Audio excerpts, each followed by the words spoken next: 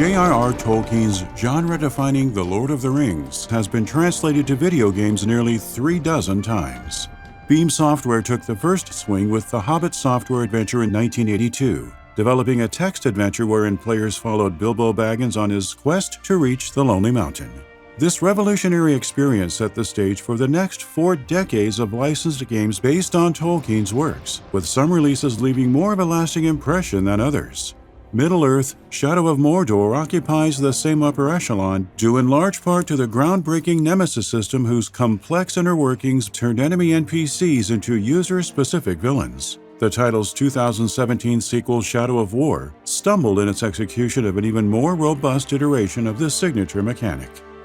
Shadow of Mordor capitalized on the success of the Batman Arkham series, which showed publishers that licensed games had outgrown the perceived need for movie tie-ins, as players would happily invest time and money into original stories featuring their favorite characters. While WB Interactive Entertainment learned the right lesson in this regard, many have argued the opposite with respect to how the company handled the microtransaction boom that rocked the industry throughout the late 2010s.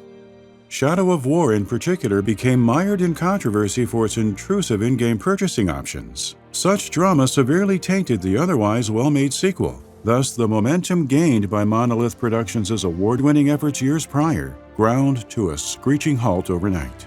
Worst still, the developers never redeemed themselves since the Middle-earth follow-up unexpectedly represented their swan song. This is the rise and fall of Middle-earth.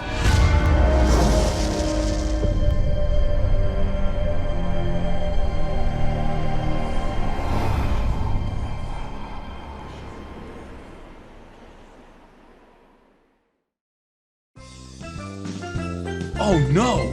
A deserted island? There could be snakes, or tigers, or really big bugs. It's Letter Island, and here comes Emily the squirrel and Robbie the raccoon on the reading rover. I come here all the time to learn to read with Robbie.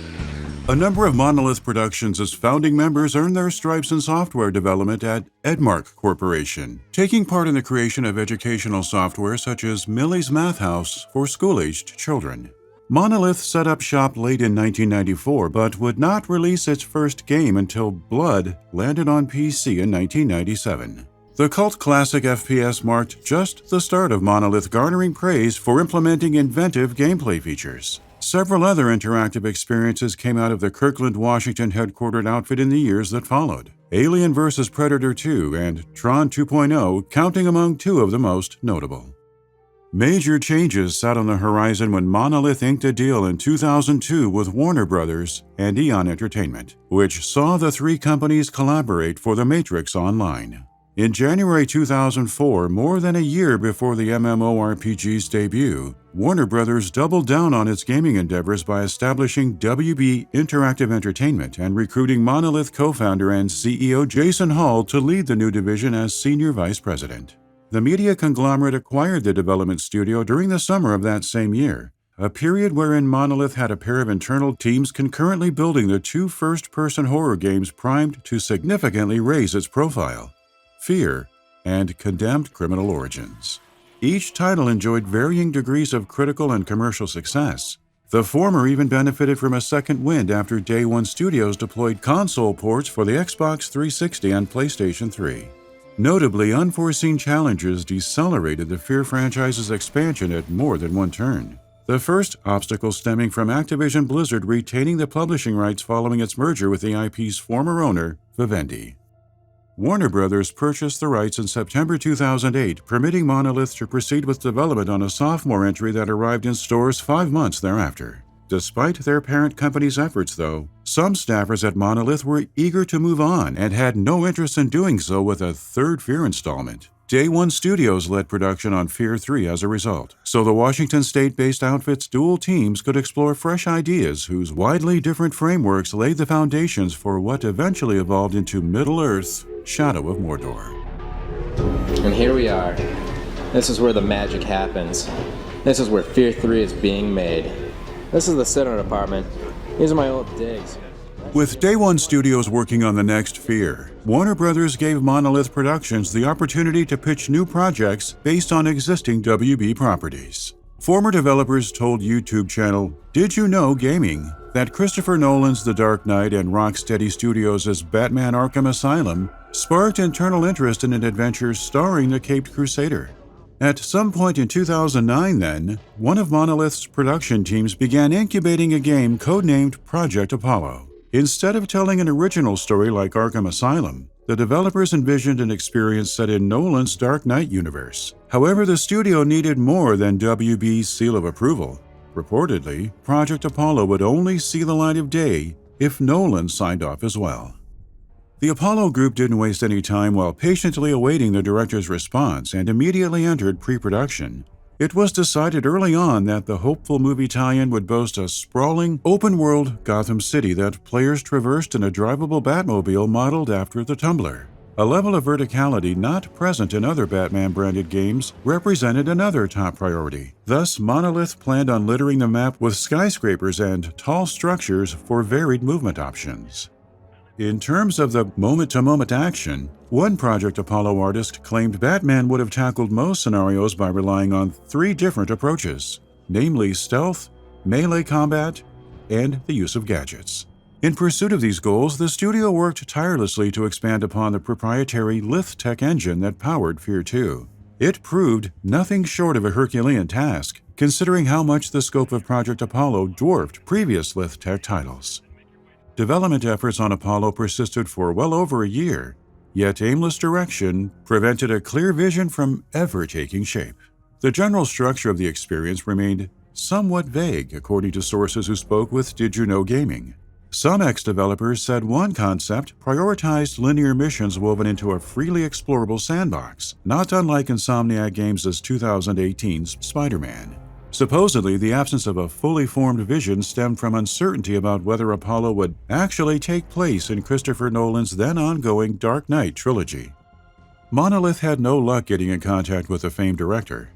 A few developers argued Nolan's hectic schedule probably explained his unavailability, especially since he was in the middle of production on 2012's The Dark Knight Rises. Yet another theory posited the director may have been put off by the idea after the Batman Begins tie-in from developer Eurocom, which did receive his approval, failed to meet a certain standard of quality.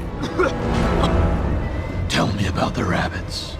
WB Games' former general manager Laura Fryer corroborated the latter hypotheses in a since-removed YouTube video, revealing that, when we finally spoke to Nolan, he didn't want us to do it. According to Fryer, despite middling review scores for the interactive Batman Begins title, Nolan considered it a disaster and did not want a repeat of the experience. Monolith shelved the project in 2011 following 18 months of pre-production. Apprehensive about squandering their efforts, the developers tried retooling the Project Apollo build into an original Batman tale. Rocksteady's repeat success in this department aroused concerns over potentially overcrowding the market. So the Apollo crew tabled its Gotham City escapade and shifted focus towards a completely different Warner Brothers property. Oddly enough, the second Monolith team had already gotten a head start.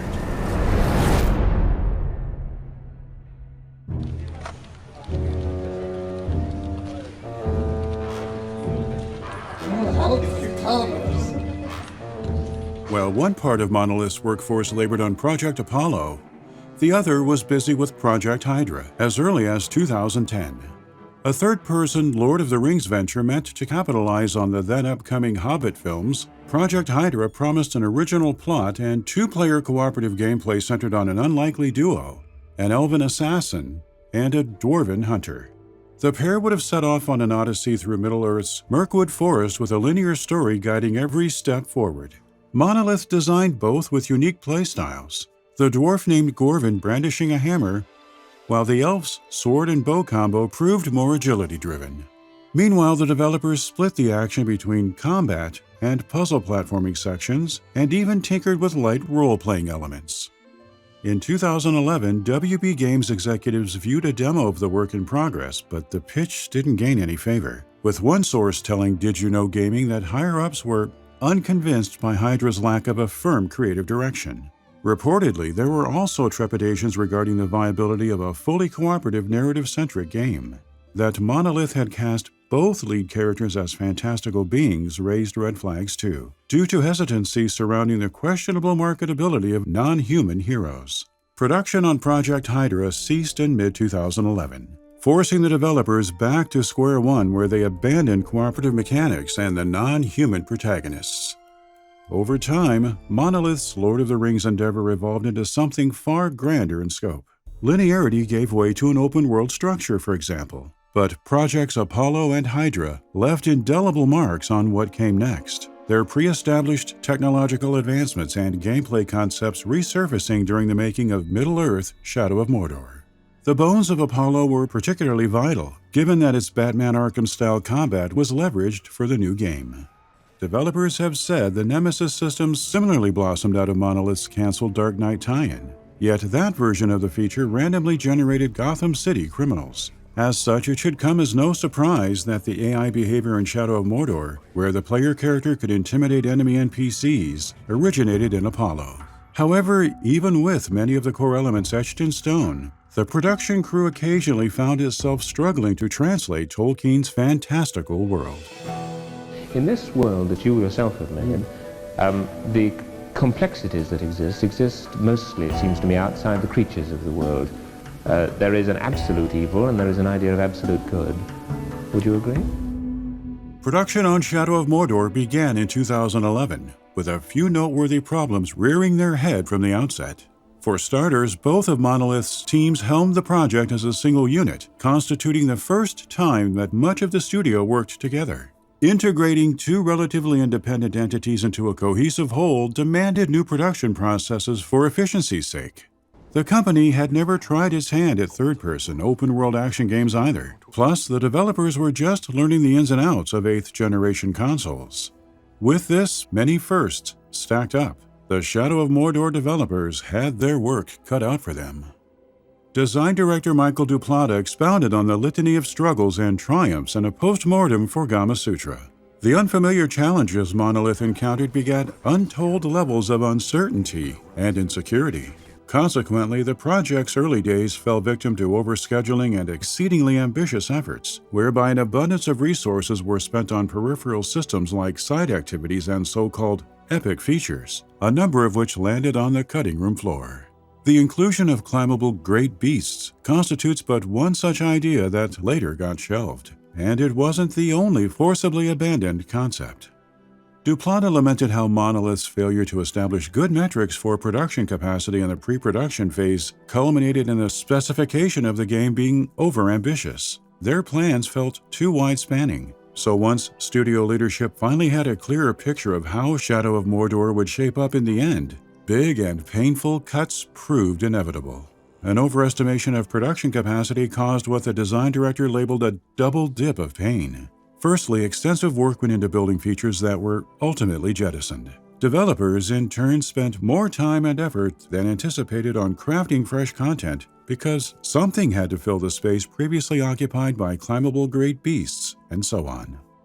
What kept these hurdles at bay was the studio's ability to at least maintain a consistent schedule, thanks in no small part to the deployment of consumer-facing demos and deliverables no more than 3 months apart on the road to launch. While some industry veterans viewed the likes of E3 showings as distractions from their already busy schedules, Monolith treated these exhibitions as a blessing in disguise. Each public showing held the outfit accountable by reinforcing the need for accurate scheduling and a clear alignment of goals to ensure targets for the game's final quality were met.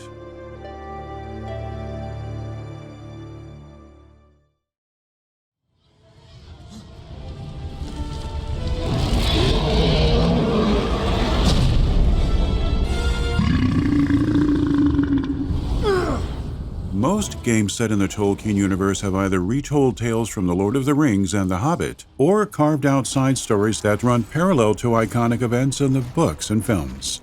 Monolith thought it best to expand on the mythos, specifically nestling an unheard-of odyssey in the decades-long gap between Bilbo Baggins' heyday and that of his nephew Frodo, all while Sauron's return after his defeat at Dol Guldur simmered just beneath the surface. The new epic apparently spawned from a mandate by WB Games to focus on quality and innovation. It helped that Monolith received the full support of Tolkien licensor Middle-earth Enterprises, director Peter Jackson, and Jackson's digital effects company, Weta Digital. Each source gave the Shadow of Mordor creators room to craft their own little corner of the Lord of the Rings universe. Weta worked with the team directly for its part, and Middle-earth Enterprises provided a library of knowledge and Tolkien scholars for purposes of continuity. As for the story, the Mordor setting seemed the most fitting once it became clear the game would adopt an open-world structure, the idea manifesting from a desire to show fans an iconic landscape in ways they hadn't yet seen. Monolith grounded its endeavors in the themes of Tolkien's work while pursuing such a feat, primarily leaning on the late author's argument that there cannot be any story without a fall. Thus, the Shadow of Mordor narrative explored the nuanced dynamics of power and how it affects those who set out to wield it for good, but inevitably take a turn down darker paths. The defining character arcs of Boromir, Galadriel, Gollum, and Saruman all heavily influenced the creation of Lord of the Rings' newest tragic hero, Talion. By the time Shadow of Mordor's tale begins, the villainous Sauron has been gone for several generations. A dedicated garrison of rangers protects the frontier of Mordor as a safety measure, standing along the Black Gate in case the land's former lord ever reemerges. When Sauron does start mounting a return, he directs his loyal forces to secure the Black Gate. Talion's comrades, along with his wife and son, lose their lives in the surprise attack. He too dies amid the slaughter, and soon thereafter resurrects under mysterious circumstances to answer the ever-tempting call of vengeance. What has happened to me? You are banished from death, cast adrift between the worlds of light and dark. Curse binds us together within the walls of Ardar. Oddly, Talion returns with a passenger of sorts, a wraith named Celebrimbor bearing its own identity and agenda, albeit with no understanding of what bound it to the deceased ranger. Monolith and lead writer Christian Cantamessa, whose writing credits include the original Red Dead Redemption, especially drew inspiration from the duality of Smeagol and Gollum when drafting this aspect of Talion's origin. The two spirits occupying one host motif benefited the Shadow of Mordor gameplay as well. Crafted atop the foundation of Project Apollo and designed to mimic the genre's best offerings, the melee combat was always going to incorporate the rhythm-based button presses and counter prompts players knew from the Arkham series. Duplata explained in a sit-down with Game Informer for the Shadow of Mordor cover story that Celebrimbor's presence significantly augmented the combat mechanics, courtesy of Wraith abilities capable of complementing the veteran Ranger's moveset. Through a skill tree divided into Ranger and Wraith branches, players could unlock abilities geared towards stealth and melee tactics, or hunting and domination powers, respectively. Such a role-playing approach provided ample means by which players could craft their own vision of Talion. Balancing the dual but married playstyles hardly counted as the only gameplay challenge with which developers had to painstakingly contend. By most accounts, implementing the Nemesis system engendered multiple obstacles, some cropping up in the nascent phases of the process. Bloody more Uruk where I come from, you stupid shrug! You cowards! He's nothing but a man, and all men bleed the same! Swine! Won't get away from me, no you won't! I'm gonna find you! Promise that! GameStop might want to watch out because Walmart is entering the used video game sales business. Walmart will soon let gamers trade in their old video game discs for gift cards. It will accept undamaged copies of games for the Wii. In the twilight years of the seventh console generation, publishers took note of the increasingly popular resale market. A sizable portion of the user base found comfort in buying physical games and selling them at retailers like GameStop for a fraction of the original cost or store credit. Frugal consumers would then purchase those used copies at lower prices, their money going directly into the storefront's coffers while developers and publishers received nothing. As ex-Warner Brothers executive Laura Fryer later disclosed, data analytics revealed more people were playing than were paying. This revelation fostered trends such as tacked-on multiplayer modes and online passes designed with the intent of boosting a new title's replay value, thereby giving players a reason to not sell their games. WB Games tried a different tactic with the launch of Batman Arkham City in 2011. For a time, there existed Catwoman DLC only accessible to those who purchased a brand new copy of the game or paid for the extra content a la carte. When considering the same conundrum for its next single-player endeavor, Fryer claimed Monolith quickly sidestepped the notion of multiplayer components and instead conceived the Nemesis system. Having previously incubated a version of the mechanic for the canceled Batman project, the studio prioritized two goals when retrofitting it for Shadow of Mordor: crafting systems that empowered users to create unique stories, and leveraging the power of the PS4 and Xbox One through innovation. Said innovation started with the somewhat simple notion of personal villains, before wading through quite a bit of feature creep wherein the idea grew overly complex and thus drifted far from the initial premise. In his post-mortem, design director Michael Duplata recalled one concept involving multiple Uruk factions with captains whose influence determined orc behavior in combat and certain missions engendering a hierarchy UI that resembled an unruly Christmas tree. Fortunately, extensive playtesting refined the Nemesis system. Its final form improved, but largely in line with the original conceit. In the end, the system, internally referred to as a villain simulator, worked such that each enemy orc boasted distinctive strengths, vulnerabilities, and fears. These NPCs remembered their defeats at the hands of Talion, adapted to user behavior, and even organically gained promotions within the hierarchies of their respective factions. The feature's dynamisms generated instances that saw orcs grow stronger. Those who Talion successfully intimidated would bring their war chiefs out of hiding, and if one foe happened to kill the ghostly ranger, his inevitable return incited a fear response. Combining gameplay systems, technology, AI, character art, and storytelling mechanics helped achieve the feat, thanks to the cross-discipline collaboration between internal departments. Suffice it to say, this incredibly collaborative gameplay element became the cornerstone of Shadow of Mordor and Monolith's future.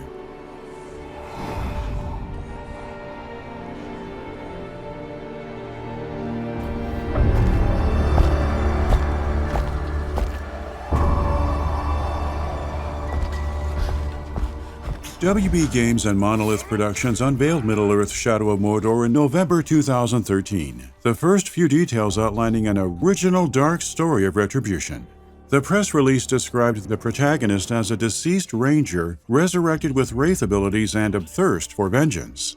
Furthermore, WB's marketing write-up touted how choice and consequence would ripple through every fabric of the experience. The real selling point lay nestled in the promise that Shadow of Mordor would introduce the action genre to never-before-seen gameplay mechanics, with player action shaping enemy relationships and characteristics. Monolith developers struggled in their attempts to explain the Nemesis system and its nuanced application, despite their best efforts. Michael Duplata later spoke on the matter in the post-mortem he authored, lamenting the burden of explanation during public demos and interviews where breakdowns of the feature sounded more systemic and mechanical than intended. In this regard, the design director applauded players and reviewers who better communicated how the Nemesis system deeply impacted their personal interactions with enemy forces. Interestingly enough, fans sharing in-game stories online inspired the post-launch edition of a dedicated photo mode. The game itself arrived in September 2014 for PC, PS3, PS4, Xbox 360, and Xbox One to predominantly positive review scores. Shadow of Mordor received universal praise for its free-flowing combat, effective RPG elements, and the masterful use and expansion of the Lord of the Rings lore. Critics especially lauded the Nemesis system, though some took umbrage with how quickly the feature started feeling gimmicky. The tedium involved in luring out war chiefs with repetitive tasks also diminished the system's luster. Monolith supported the game for months with new character skins and 2 DLC story missions. The first DLC mission, The Lord of the Hunt, included an homage to Project Hydra's dwarven protagonist Gorvin, who garnered mention as the murdered brother of Torvin, the Wolverine-inspired dwarven hunter on whom the expansion centered. Later, the second expansion, entitled The Bright Lord, placed players in the role of Talion's ghostly companion Celebrimbor while he battled Sauron.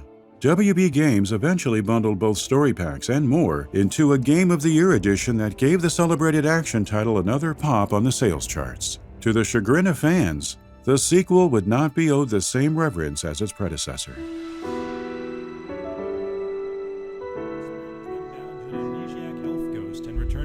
For vengeance against Sauron's forces.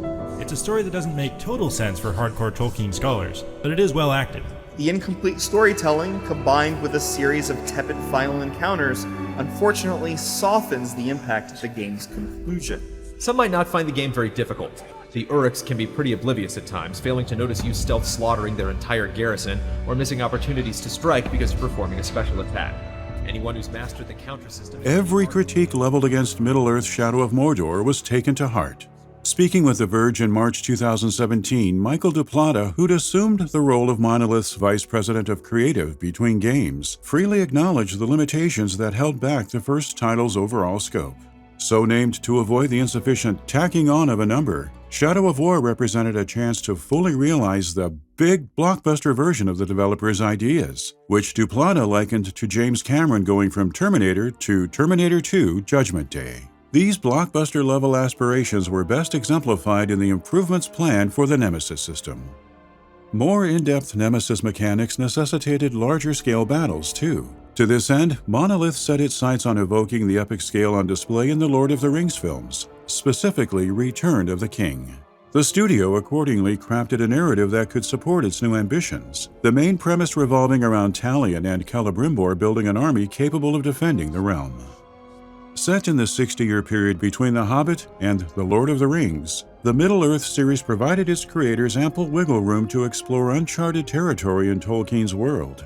Shadow of War, in particular, was conceived with the notion of focusing on conflicts that kept the realm perpetually at war with itself, thereby delaying Sauron's in-universe comeback. The Monolith games ostensibly functioned much like Rogue One, a Star Wars story, flowing seamlessly into the existing mythos while illuminating some understated elements.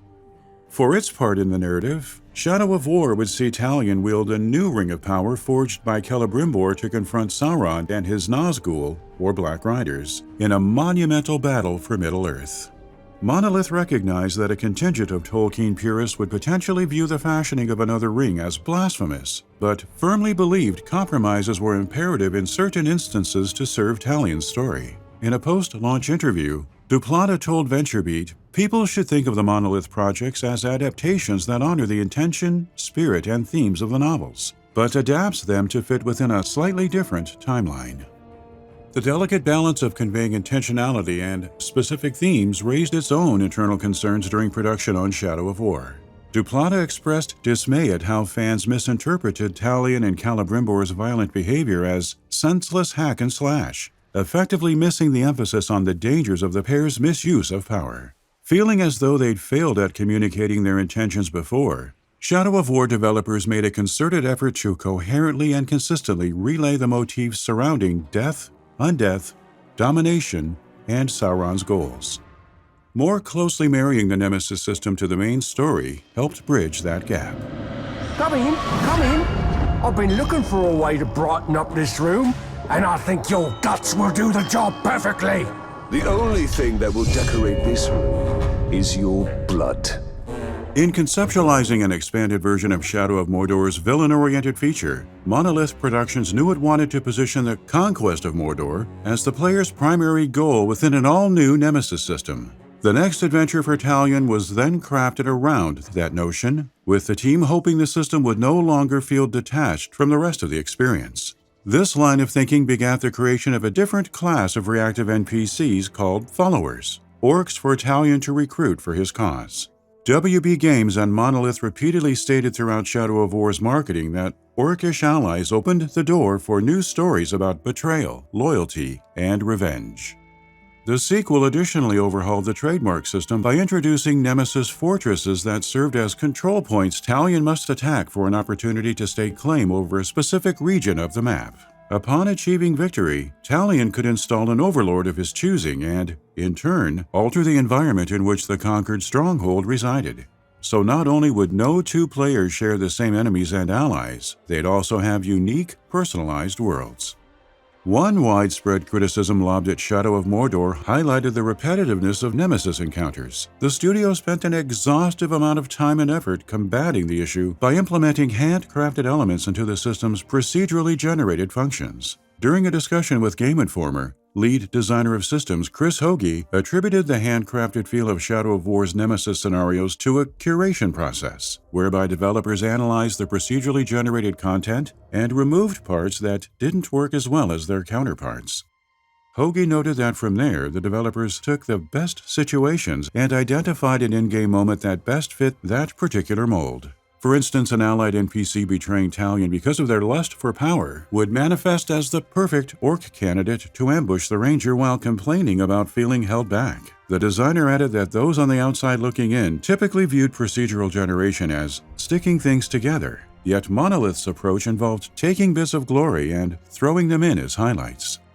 Monolith didn't solely reserve this depth of character for Talion's growing forces. Sauron's motivations for strengthening his army were considered as well.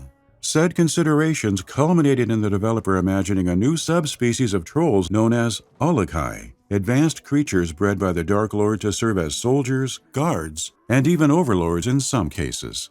When questioned by IGN about the smarter race of troll, Duplata mentioned that Ologhai were born out of Monolith's continued desire to explore power struggles and the hierarchy that forms around them. Shadow of Mordor featured a similarly elite enemy type with the Uruk-hai. For the sequel, there existed an emphasis on eschewing the cliché of mountain trolls. Sauron would want his forces to be filled with nothing shy of the best and brightest, after all. And because they would be incorporated into the overhauled Nemesis system, it only made sense for the Ologhai to boast memorable personalities. Warhammer 40K's Space Marines inspired the build and battle prowess of the smarter breed of trolls. Meanwhile, developers modeled their character traits after pop culture figures such as Batman villains, most of whom exhibit exaggerated psychological traits that usually exist in some opposite form to the vigilante. Monolith knew scaling up Talion's enemies required more than added formidability and intrigue. An improved Nemesis system only benefited the experience so much if the gameplay itself failed to keep pace. Therefore, the development crew set about addressing game difficulty, another issue that plagued the action in Shadow of Mordor. Players feeling ridiculously overpowered by the end of the game was no accident, according to Duplata. On the contrary, the limited scope of the project pushed developers in that direction. 3 difficulty levels, easy, normal, and hard, were introduced in the second title to better balance the gameplay. Orcs and their combat-related attributes also received a healthy dose of balance tweaks between projects. The arbitrary dice rolls that governed Shadow of Mordor's Nemesis traits sometimes created space for some orcs to present as impossible-to-beat obstacles. Shadow of War integrated what Duplata dubbed more advanced enemy classes, complete with a greater variation of characteristics that boasted the addition of tribe bonuses as well as deeper class-specific traits. Naturally, the gameplay rework equally benefited the player character from an offensive standpoint. Monolith broadened Talion and Celebrimbor's suite of abilities enough that even foes with a seemingly impossible combination of winning attributes could be taken down several pegs. An added layer of customization buttressed by a gear system that modified everything from Talion's health to attack power further refined the balancing problems of old.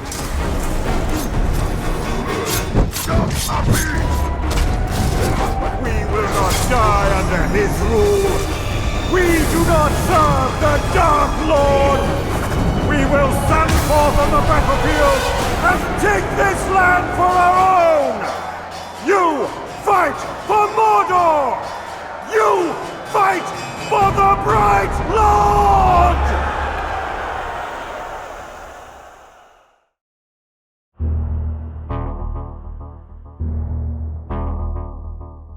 A retailer listing on Target's online storefront leaked Middle-earth Shadow of War the day before the official reveal in February 2017. The actual announcement promised Talion and his ghostly companion would return that August in another original Middle-earth adventure to fend off Sauron with an orc army. New stealth, ranged, and wraith abilities would aid the two heroes in their cause, along with the inclusion of a rideable Drake. Plus, Tolkien faithful were assured Sauron and the Nazgul played a much bigger role, partly due to an emphasis on exploring the histories of the latter and their relationship to the Ring of Power.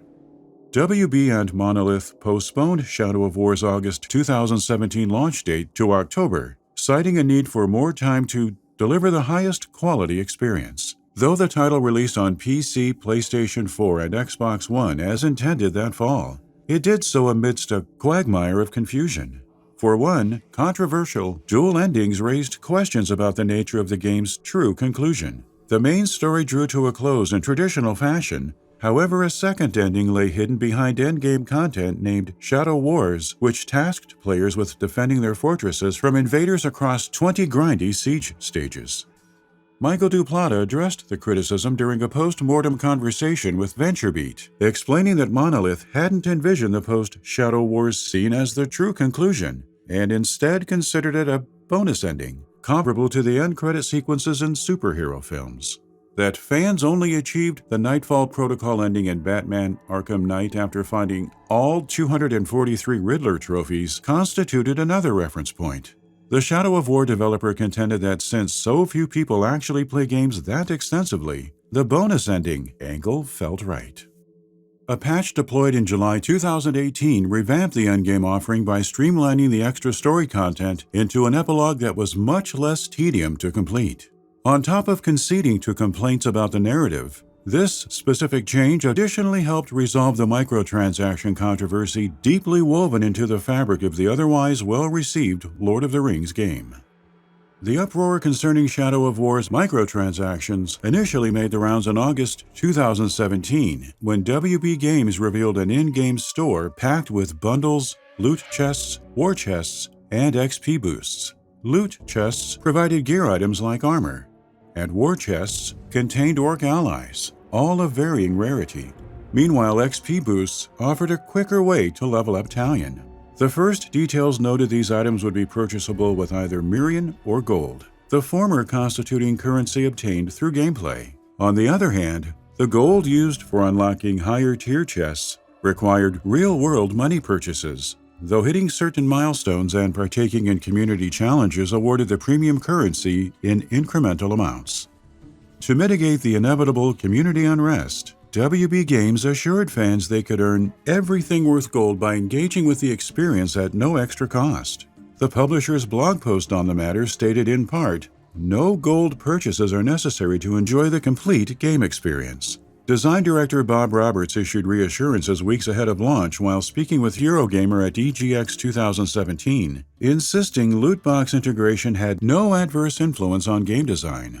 Roberts additionally told the outlet that playtesting for Shadow of War never included loot boxes or their equivalent options, so all involved knew they were balancing around an experience which is rewarding without any of that stuff. When pressed about why microtransactions were added in general, the design director merely argued the purchasing options existed as another form of player choice akin to the introduction of difficulty modes. He called the industry-wide loot box problem complicated altogether, and bemoaned how the conversations surrounding in-game purchases had become a distraction that loomed over the final stretch leading up to Shadow of War's fall debut. Things worsened in this respect as time wore on, too, especially once the review embargo lifted in early October. Most reviewers said loot boxes were little more than an unnecessary distraction, since the vast majority of gear items and orc followers were unlockable through gameplay. Still, misunderstandings about how in-game purchases functioned resulted in one claim suggesting the best followers were locked behind a paywall. Other talking points indicated the so-called true ending encouraged users to avoid the tedious endgame grind by spending real money. But as more people went hands-on, it became clear that frustrating RNG and punishing tedium in a system that demanded players devote extensive effort into side content was the name of the game. Either way, Monolith faced accusations that it purposefully designed a time-consuming grind to sell items and boosters via the in-game shop. It is a single-player game, so to buy this XP boosts and kind of things that you can buy. It's bullshit. They need to stop doing it, and I don't know who condones this anymore. There's some of you out there who still do. Not a damn one of you goes, you know what Middle Earth needs? Middle Earth needs microtransactions! Don't need it! The company finally revealed plans to address the criticism in the middle of Shadow of War's post-launch DLC release schedule. A statement shared in April 2018 conceded the point critics and fans had made for months, that the ability to purchase orcs in the market undermined the Nemesis system, and thus diminished the immersion. In an attempt to fully restore the promise of the Nemesis system, Monolith removed gold war chests and the in-game market from the sequel in May 2018. And as of an update that July, players could no longer spend previously purchased gold, a move that officially excised the final remnants of Shadow of War's microtransactions. Thanks to the 4 expansions deployed between October 2017 and May 2018, the microtransaction controversy didn't totally dominate the game's post-release period. Players particularly favored the Desolation of Mordor content, starring a playable Baranor in a story campaign set deep within the eastern desert of Mordor.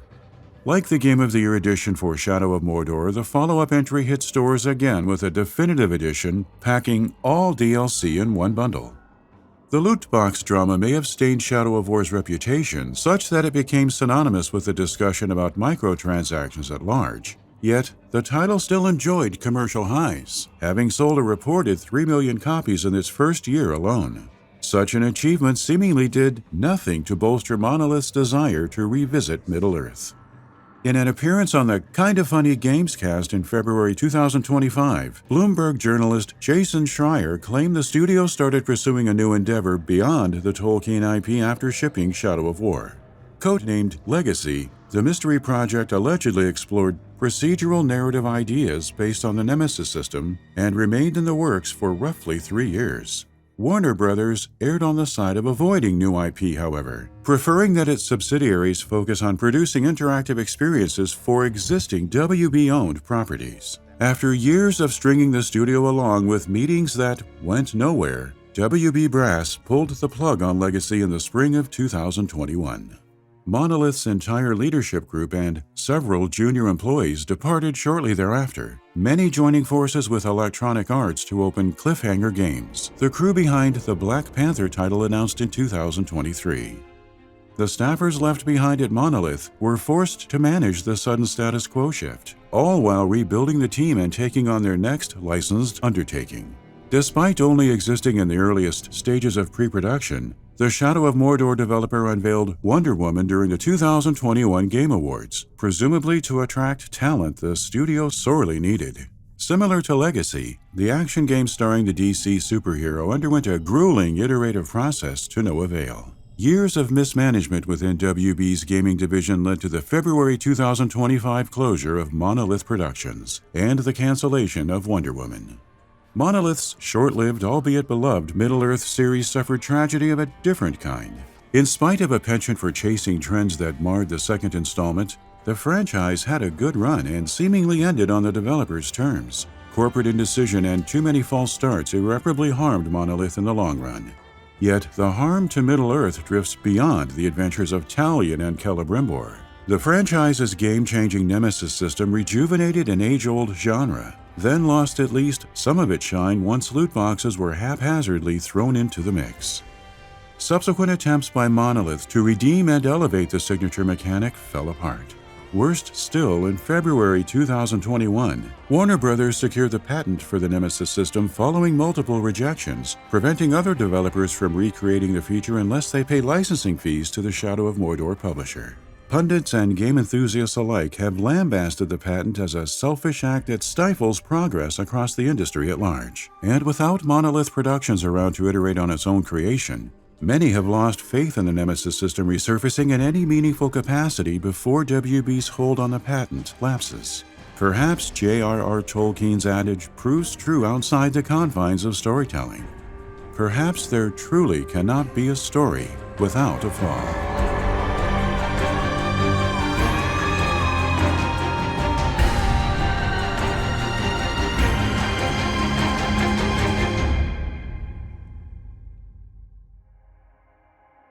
Thank you for watching our video. We'd like to take this time to thank, by name, the generous Patreons who have pledged to our Hall of Fame reward tier. Disco Cobra 2013, Ice Cold Water $1, Karu, Sauerkraut, Shuan Chinwin, Fat Green Dragon, and those currently subscribed to our producer reward tier: Dave Oshry, DCX NG, DJ Redden, Edward Rains, Fallen Asterisk, Jaguar Knot, Jan Christofferson, Crash Course, Matthew McLaughlin, Pierre Burrell, C. Rob Kaysen. If you enjoy our content, please consider subscribing to our channel. and backing us on Patreon.